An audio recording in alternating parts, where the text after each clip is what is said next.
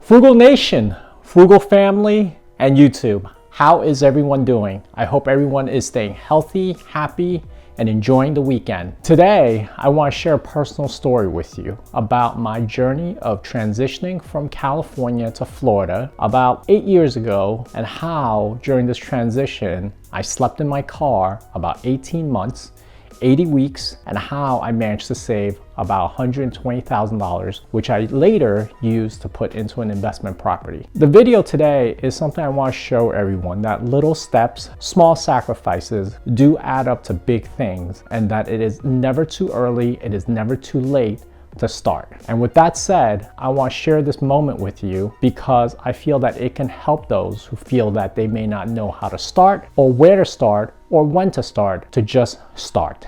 I just want to thank all the YouTube subscribers that's been sending me emails, reaching out, asking for stories. And I felt that this story of someone asking me what was my most frugal moment or the most frugal thing I ever did could inspire you to begin your journey into saving, investing for your financial future. Let me begin by showing you my old friend, my Osprey bag. When I was living in my car, this was the bag that I carried for 18 months every week during my commute, as I called it, from Orlando, Florida to San Francisco. And I'll give you a little background of what I kept in here, but what I also did in order to save myself money on food, airplane rides, hotel, and transportation. When I left California, it wasn't because we were broke, we were in debt, or anything like that. It was just for a better financial future. In the spirit of frugalness, we were looking for a city that would give us more economic buying power, less traffic, better quality of life, and less cost of living. And what we settled on was Orlando, Florida.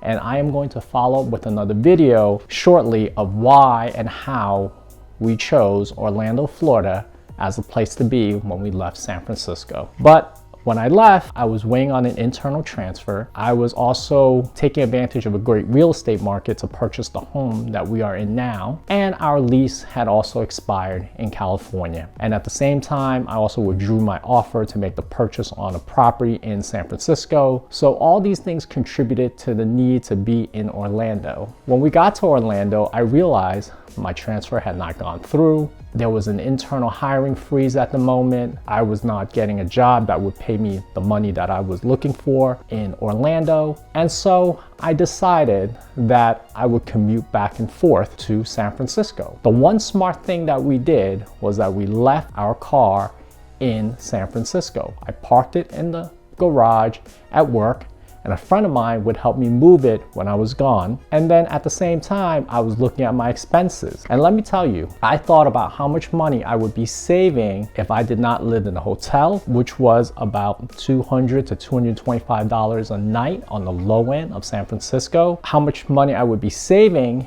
if I were just bringing my own food, and what it would cost if I just saved on parking by not parking in San Francisco airport. Even with the coupon in the local park and fly garage, it would have been about $25 to $30 a day. So all these costs added up, and I wanted to say, wow, it was a huge amount of money. While we were in Orlando, I also had other mortgages to pay for in New York, the new home here, and student loans. So I decided the best way was to try living in my car. I said, you know what, let me try living for a week, and if I can't make it, I am going to find a place, maybe share a room with someone. But it was really hard at that time to find someone that would have a room available, and I decided to start living in my car. And let me show you what I kept every week as I made my commute, and how my commute looked like every week. Every Monday morning, I would wake up at about 3 a.m. to catch the 6 a.m. flight out of Orlando to get to San Francisco by about 7:45 to catch the 8:12 bus that was in Terminal 2. But most importantly, I'll tell you what I carried in my backpack. This is my old friend, my Osprey bag. I've had this for a decade. It served along with me for over 500,000 air miles to many places in the world, many countries, and it also was my friend, my companion for 18 months, 80 weeks as I made this commute. Now I'll show you what I used to carry. I used to have lots of Tupperware because that's where I kept my food. Lid. I would also keep extra cardboard in my backpack because there were times when I slept in the airport and I needed something for cushion. And at the same time, this was awesome because I would pack my shirts after I ironed them at home so that it wouldn't be wrinkled. And I can do a video for you guys on how you can pack really good dress shirts and not have it wrinkle in a backpack. Then I would also carry this small travel size thermal bag. This is where I kept at least 1 day of food with me, in addition to a larger thermal bag that would carry my week's worth of food as well. And extra utensils. I used to carry extra utensils because my mom always said it's always good to have a fork when you're on a plane. And then this bag. It's held up really well after a decade.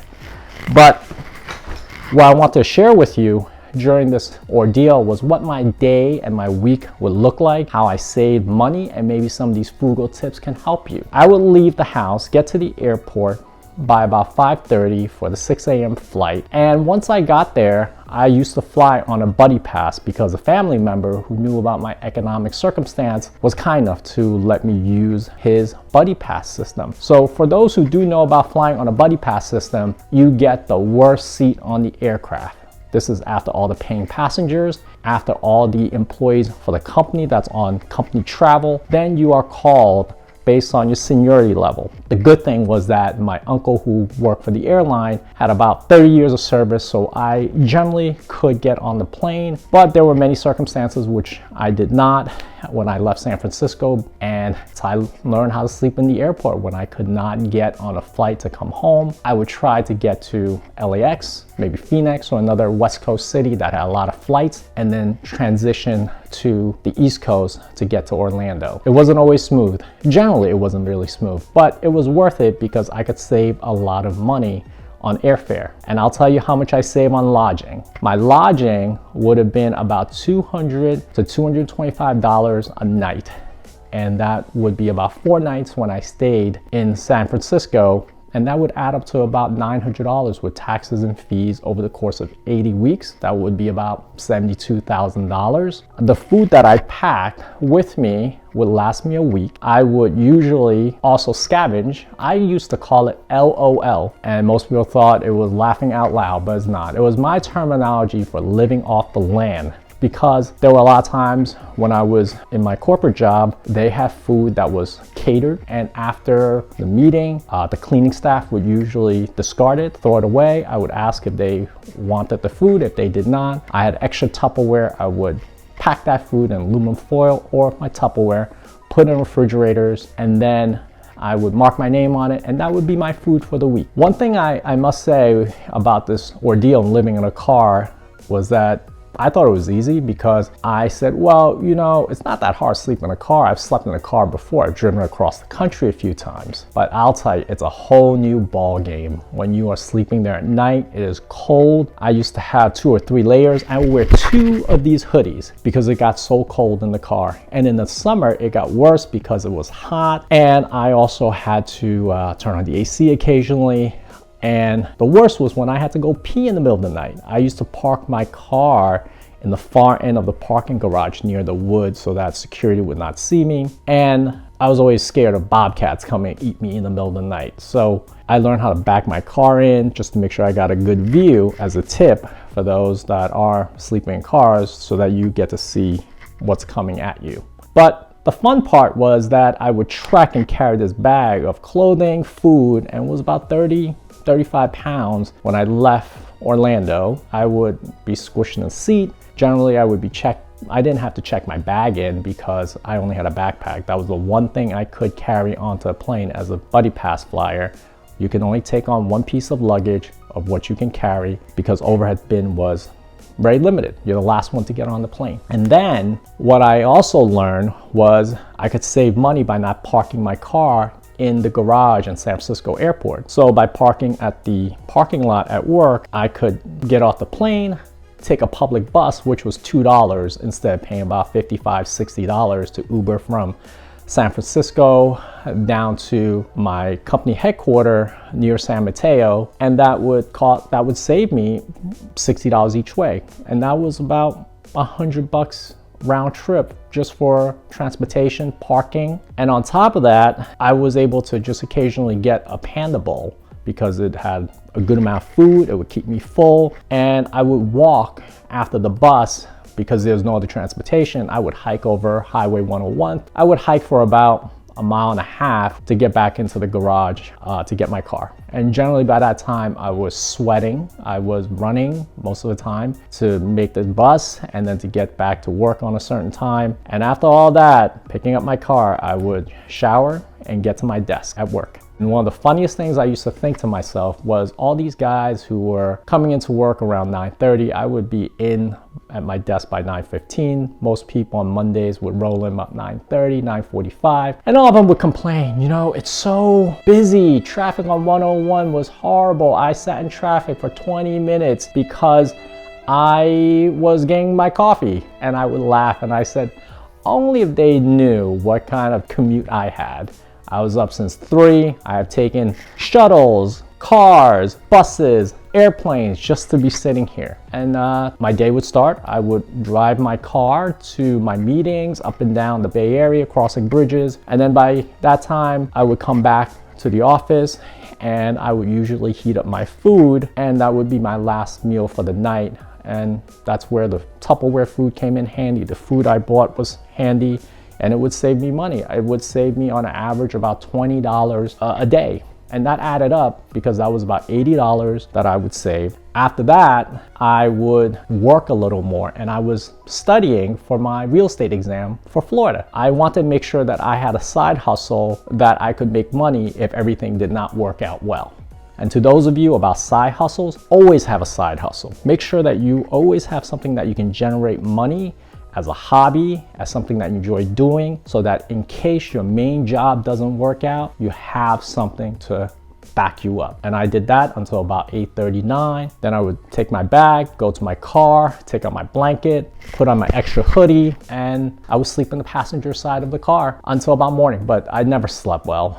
And by about 5:36, I was usually up because the gym would open. I would go to a gym, work out, and get ready for work. I would start my day again until Thursday night, park my car, and my last meeting used to always be until about 4:15, which was the worst because I had to make carrying all this stuff, dirty laundry and all, to the airport in about an hour and a half. That meant that I had 15 minutes always to make that bus because it was every hour. If I missed that bus, I would not catch that flight, potentially go home. And I learned how to run really fast with all this stuff. It was always a breathtaking experience, as I called it. And then I would wait to see if I can get on. And if I did get on, it was a blessing. I would be home. If I did not, I would try to find another flight to another city, maybe up to Seattle, down to LA, maybe even San Diego or Phoenix, and try to make another connection if at all possible.